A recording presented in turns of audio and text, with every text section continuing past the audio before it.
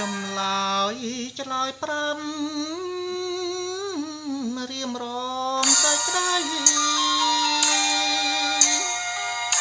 ដឹងហើយហរតីរៀមសែនកងវ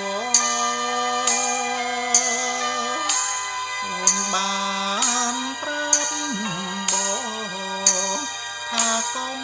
ខ្វាយគល់តារៀមមិនយល់ចិនអូនយ៉ាងណាតែមេងស្រឡាំង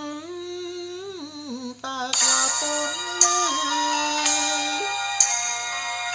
រាល់ថ្ងៃបងឈឺព្រោះស្នេហា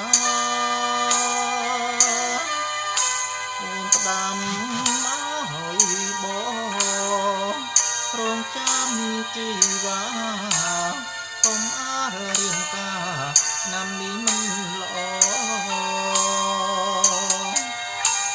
បងមិនប្រកាែងតែទ្រូងបងព្រួយយូរណាស់ឆ្នាំក្រោយបងសូមអង្វរតែបងទ្រាំចាំទាំងប្រដ